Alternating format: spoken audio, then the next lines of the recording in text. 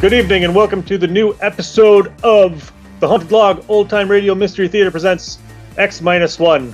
Tonight's episode is called Marionettes, and it is from December 21st, 1955. I'm Nick, and I am joined by Kirk, Ryan, from the It's Too Wordy podcast, and we're going to listen to the episode and come back and review it. So sit back and enjoy. Countdown for blast off. X-5, 4, 3, 2, X-1, fire.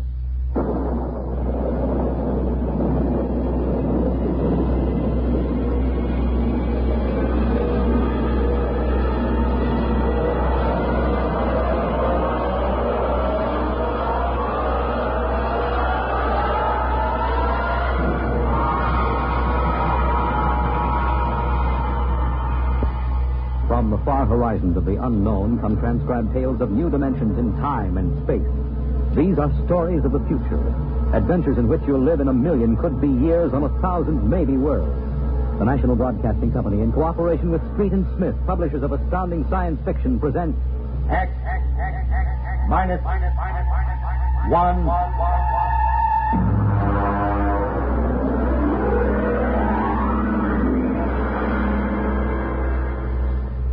Tonight, a Ray Bradbury story, Marionettes Incorporated.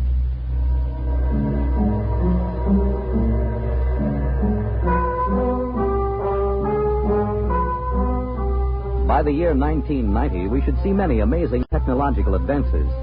And yet, in many ways, life will be very much the same. A husband will stop off at a bar on his way home and perhaps unburden himself a little to a friendly bartender. Oh, that's good. Almost feel as if I could go home and face Nettie now. Life trouble, Mr. Smith? Wife trouble, Sam. If only she'd relax a little bit. Look, you see this bruise on my lip? She kisses me. For an hour every night when I come home. Can you do anything for it? Well, I try, Sam. You can't figure them out.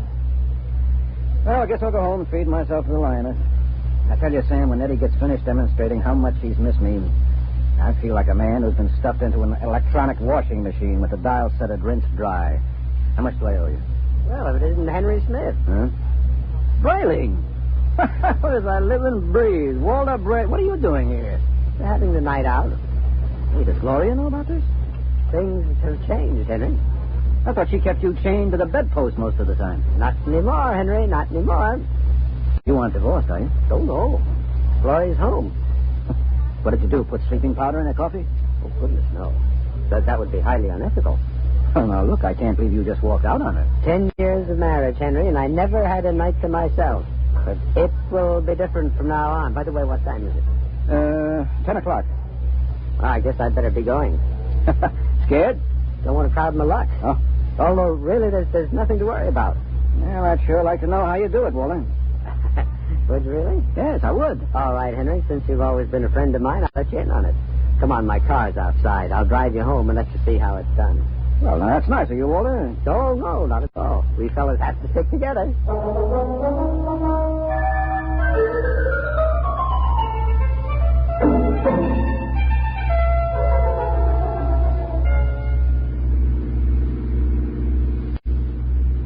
I don't suppose you know how Gloria and I came to be married in the first place. No, I don't.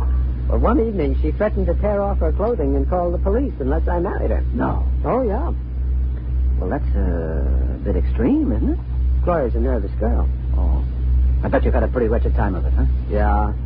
Didn't take long for me to become the laughing stock of the neighborhood.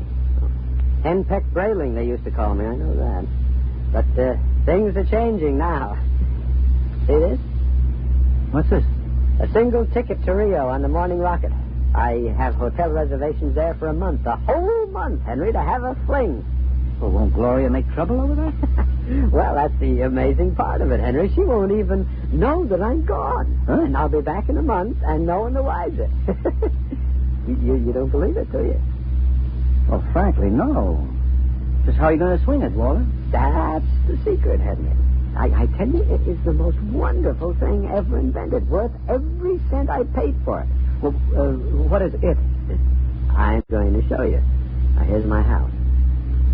You notice the lights are all out? Uh-huh.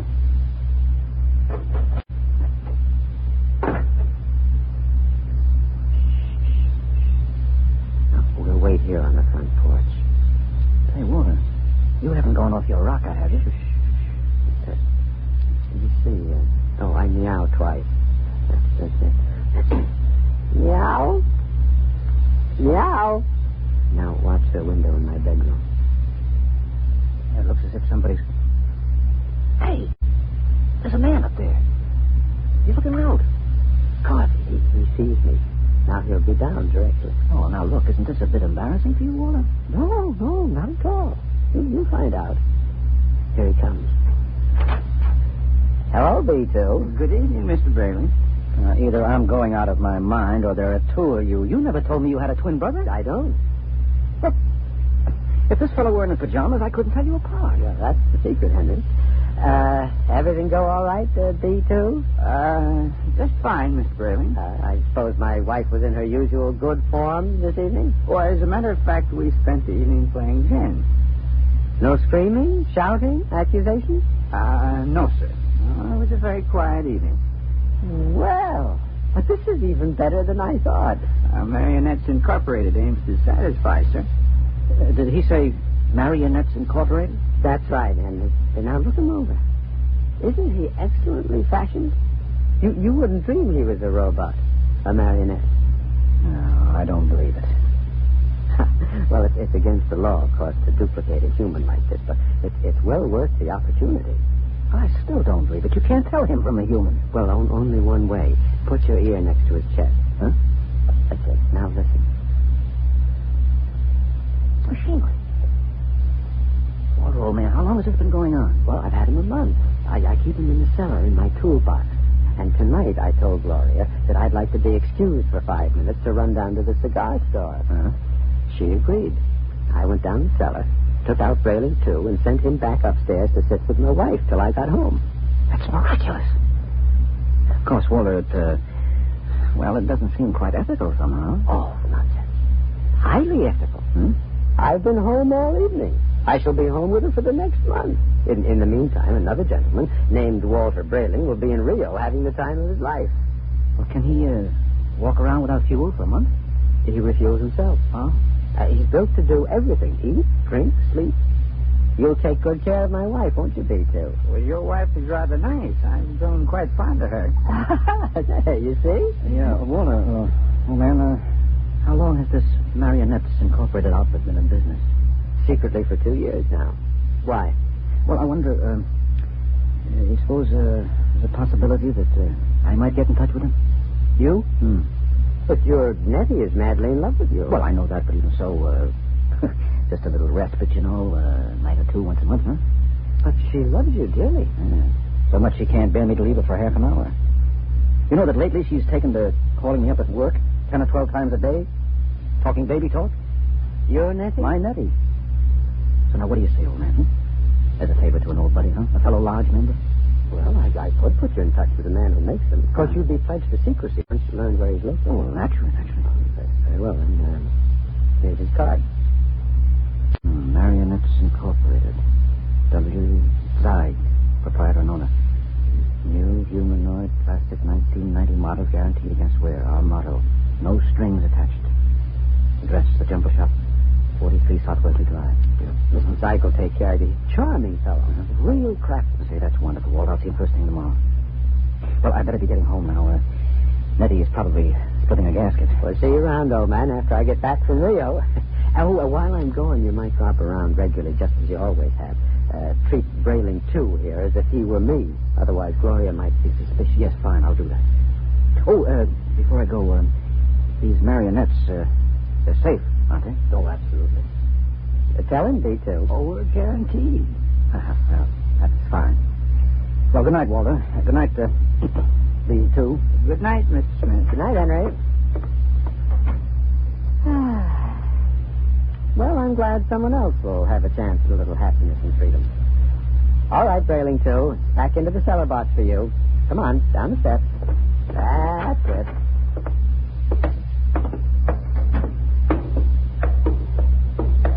It's very damp down here, Mr. Brayling.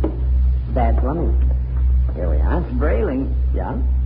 Before you put me back into the toolbox, could we have a word? Certainly, old man. Now, this toolbox. Yes, what about it? Well, I don't like it, Mr. Braden. Why not? Well, it's cramped. Oh.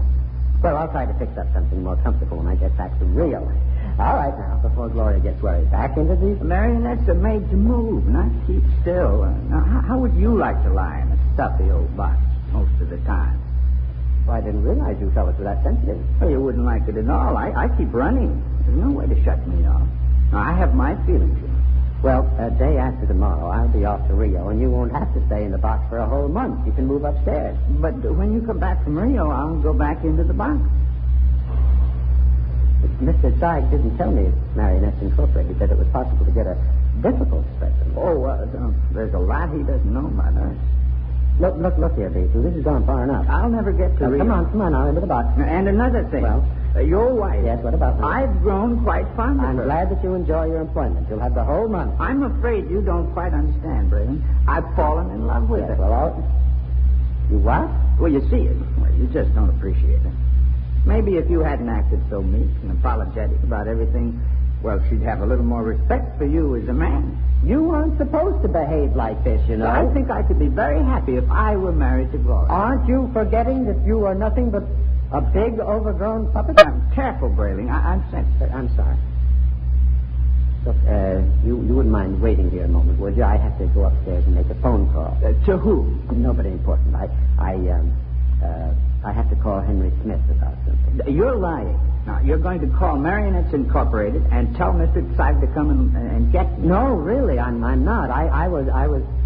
B2, stay away. Now, stand where you are, Brayling. B2, take your hand off my arm. No, Brayling. What are you going to do? Nothing much. I'm just going to put you in the toolbox, lock it, and lose the key. Then I'll buy another ticket to Rio, and Gloria and I can have a wonderful vacation. You're insane. Oh, am I? Now, wait a minute. Hold on, B2. Don't be rash. Now, let's talk this over. Goodbye, Brayling. No, B2, stop it. Don't. Let's go. Into the box, Brayling. There. Let me out. Walter! Yes, Gloria? What in the world are you doing down there at this time of night? Well, nothing, lover. The pipes were knocking, and I'm just making sure the boiler hasn't exploded. Now, you go to bed, and I'll be up soon. Hurry, won't you? We had such a nice evening. I'm lonesome for you. You won't ever be lonesome again, darling. Never again.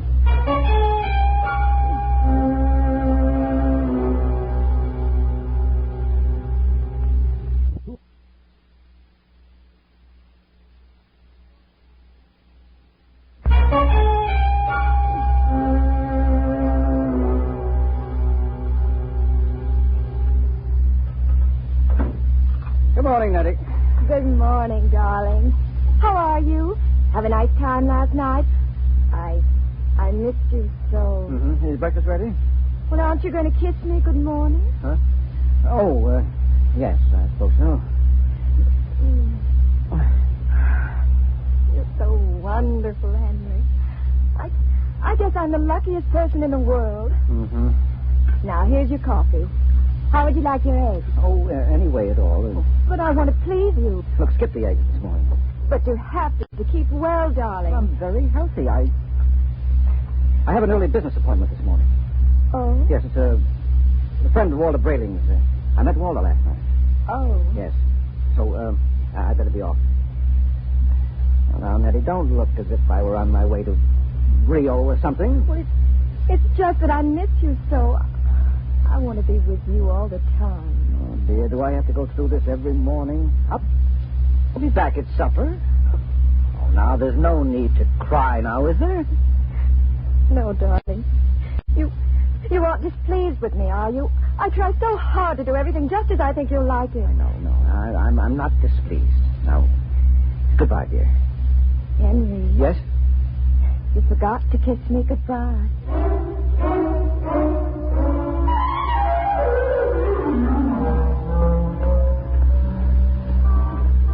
No strings attached.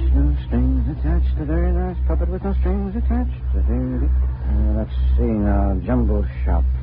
43 South Wesley. Well, that should be about... here it is. Yes? Mr. Zeig? Yes? Walter Brayling recommended me. Enter. Thank you. Your name? Henry Smith, 55 Evergreen Place. And what can we do for you, Mr. Smith? Well, Mr. Brayling showed me his marionette last night. I was intrigued with the idea. Not that my wife is anything like that female meat grinder he's married to, you understand, but, I'm a man who enjoys an occasional evening with the boys, without complications. Naturally. Yes, so I thought... that I could duplicate you? Exactly. Oh, I think it might be arranged. Uh-huh. Oh, yes, how much? $9,000. I have an inferior model at 75. No. If I go through with this, nothing is too good for Nettie. Nettie's my wife. We've been putting money aside to buy a summer home in Westport, but... sometimes we must choose. Yes. Well, perhaps I could just slip out $9,000. It's a joint account. How soon could I have it? Oh, I could construct a mannequin in about 2 months' time. Good. Shall I consider the order placed? At once. Of course, you'll have to report here for a body mold, color index of your hair, lips, skin, etc. And I'll have to do a complete electro-emotional calibration. Uh-huh. Now, you guarantee that these models are foolproof? As foolproof as I can make them, Mr. Smith. And I've had years of training. And there's no chance of detection? None whatever. I've never had a complaint. Very well, Mr. Zeig. I'll get the money from the bank and send it to you. I'm sure you won't be sorry, Mr. Smith. You will be just as satisfied as Walter Brayling.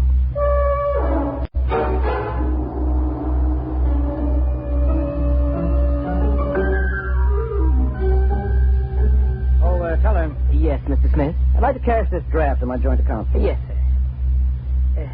$9,000, sir? That's right. Oh, I'm afraid that's impossible, Mr. Smith. Impossible? My wife and I have a good $15,000 in our account. You're mistaken, Mr. Smith. Well, I know. Here's your card, sir. You see, Mrs. Smith withdrew $10,000 recently. $10,000? Without even telling me? I remember it distinctly, Mr. Smith. She said it was for a surprise for you. Oh, good Lord, she bought that house in Connecticut. My birthday is next week. Oh, no. I've got to borrow it somewhere. I've already contracted. Yes, sir. Quite a surprise for you. Mr. Smith?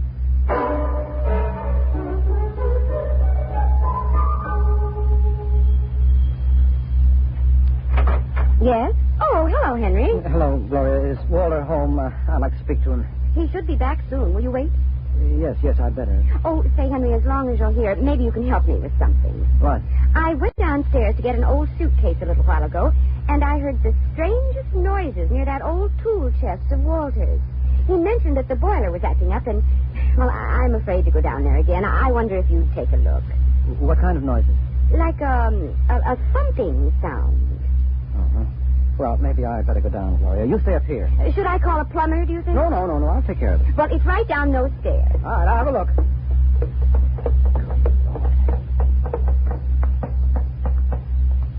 Hello? Hello in there. Let me out! Let me out! Just a minute. Keep quiet, for goodness sake. Let me out! I'll have to smash the lock. Now, what? Henry, thank God you've come. Well, what's the mystery? I've been in there all night. I thought I'd suffocate. He tried to kill me. He tried to murder me. Who? Which one are you? No, don't be an idiot. I'm Walter. What happened? B2, the marionette. He stuffed me in a toolbox and left me to suffocate. What? Fortunately, I found an old file in there, managed to get an air hole through the wood. He's taking Gloria with him to Rio. Have they left yet? No, he's going downtown for the tickets. Good. We may have time. For what? To get down to Marionettes Incorporated and tell Mr. Zeig to stop him. You're in no condition. Don't worry about me. We can't waste any time now. Come on. But what about Gloria? I'll sneak out. Tell her that you fixed the plumbing. Tell her anything. I'll meet you outside. All right. What a fool I've been. Oh, what a fool I almost was. I went down and ordered one of those things today.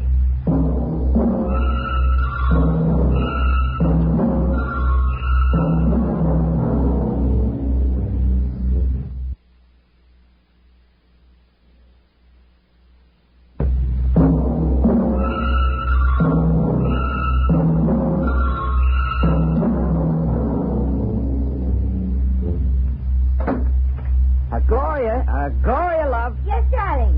get the tickets to Rio? Right here in my wallet. A honeymoon for two under the Pampas moon. Oh, Walter, it's so nice to have you like this. Oh, you like the change? I don't know what did it, but whatever it is, I'm in favor of it. I hope it's permanent. Well, I intend to see that it is. By the way, darling, do you happen to remember where that old pistol of mine is? Pistol? Yeah, I just thought, since we're going to be traveling in strange countries, well, it wouldn't hurt to bring it along. Well, I think it's here in the sideboard. It's there.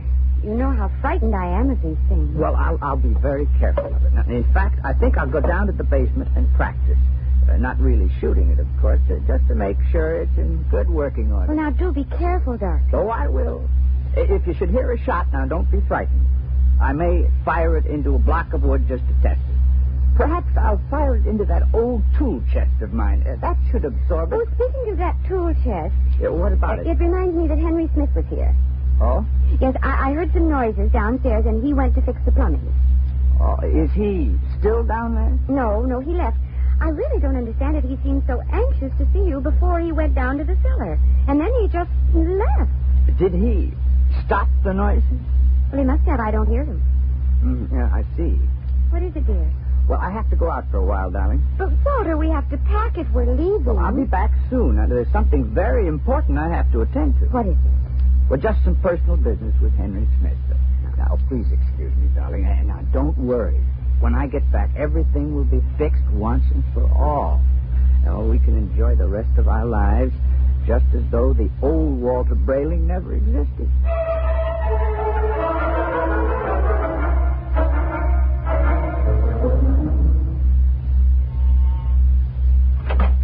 Oh, Mr. Brayling and Mr. Smith. Come in, gentlemen, come in. What brings you? Mr. Zeig, you told me your marionettes were foolproof. They are. My personal guarantee goes with... We know all about your personal guarantee.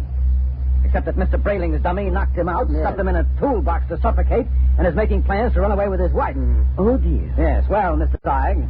Well, I really don't know what to say, gentlemen. What Mr. Brayling and myself would like to know, Mr. Zeig, is exactly what are you planning to do to stop this overambitious robot? Well, of course, we shall have to recover B2 first, and then I'll simply dismantle him. He doesn't seem to want to be dismantled, Mr. Zeig. In fact, I think that you'll have trouble catching him. Maybe I can save you the trouble, gentlemen. Yeah. B2. Look out, he's got a gun. I thought I'd find you here when I discovered the tool chest then. Now, you look, B2. Whatever you're planning, you won't get away with it. Oh, I think I will. Mr. Zeig, can't you do something? I'm afraid I can't think of anything. I'll save you the trouble because I'm going to kill the three of you. No, you won't get away with it. No, you forget that Gloria and I will be on the plane to Rio in a few hours. All right, Mr. Zeig, you first. Now, see here. This isn't fair. I created you. You can't. You grab him. I've got him. Quick, that hammer. Look out. Well, that's the end of Brayling, too. But he got Zeig, though. Yeah. But right through the... Holy jumping catfish. And look at him. Look at Zeig. It's nothing but a mass of coils and springs, just like Brayling, too. Well, he's nothing but a marionette. He's no different. Brayling, you know what this means? Oh, this is incredible. A marionette building other marionettes. But someone must have built Mr. Zeig originally. I wonder if perhaps Mr. Zeig turned on whoever built him the same way Brayling, too, turned on you. Well, at any rate, we'll never know. No. Say, I wonder how many of these things are walking around among us. Oh, I shudder to think of that. You know, some of our best friends might be. Ooh, yeah. Come on, we have to get out of here. But the police... Now, don't be a fool, Brayling. There's been no crime committed here. All the police will find is two oversized puppets with the springs coming out of them. And they seem so lifelike. I know, and they're only machinery. Now, you got to remember that. What'll I tell Gloria? Well, if I were you, Brayling, I wouldn't tell Gloria a thing. I'd simply pick up that other ticket to Rio and take her on a honeymoon, just as she's expecting. But what about you, though, Henry? What are you going to do? Me? Well, I'm going home and give Nettie a kiss that'll singe your hair.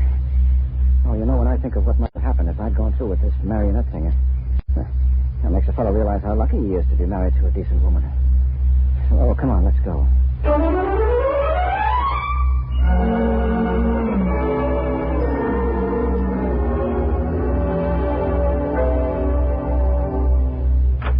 Nettie?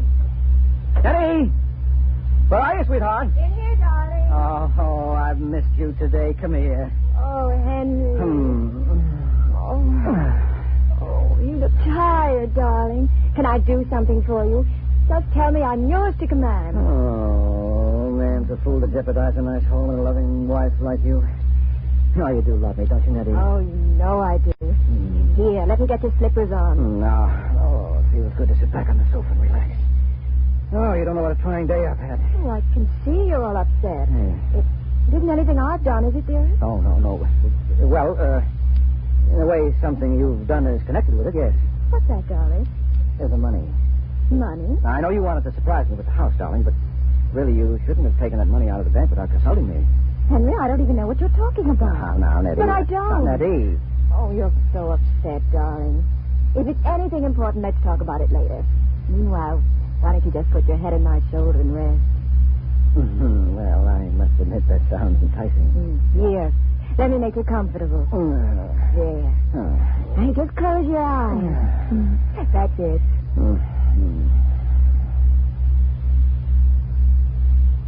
Nettie, Yes, darling? you hear something? No, darling. You sure? Like what? Like the ticking of the clock? No. Strange. I don't hear it now, but when I had my ear against your chest. Oh, no. Oh, no, she couldn't have done that to me. Not Nettie. What are you talking about? I'm talking about... No, I won't believe it. You're my Nettie, aren't you? You're real live flesh and blood. But I hear it. It's coming from you. It's coming from you.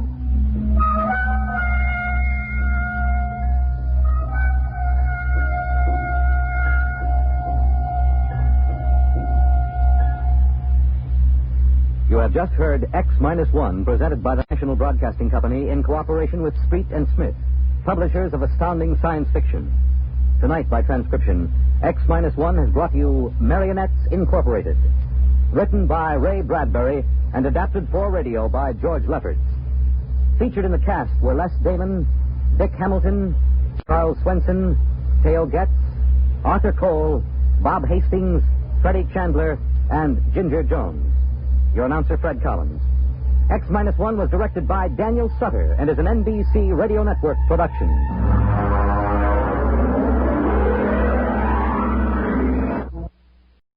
All right, guys. I'm going to ask the question I ask every week. What did you guys think? Creep me out, man. Yeah. Who's the robot? You don't know. Yeah, you don't know. And what's funny is, like, the whole time he was trying to, like, get rid of his wife so he can go hang out with the boys for a couple days. And she got rid of it. She got rid of him. Yeah. Yeah, the second they said that, he said, oh, yeah, I'm going to go back home and give Nettie a big kiss and blah, blah, blah, blah, blah. And I'm like, yeah, there's still 3 minutes left of the episode. She's not real. Yep.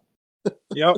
Yep. It got me, though. I don't want to think about it when I'm listening to it, so I've just let it happen. And as soon as he put his head on her chest and there was no heartbeat, it was like, oh, yeah. That's where the $9,000 went, dumbass.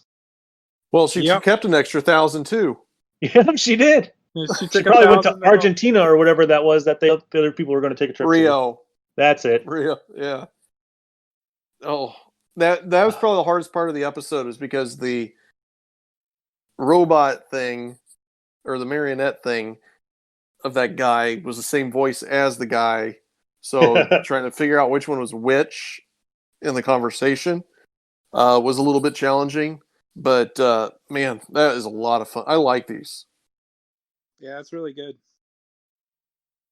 Just a little creepy this week for me. And who was the one that wrote this one? Ray Bradbury. Ray Bradbury? That's it. Yeah. Yeah, it felt like one of his. So, oh my God, I love this one. I really do. It is really good.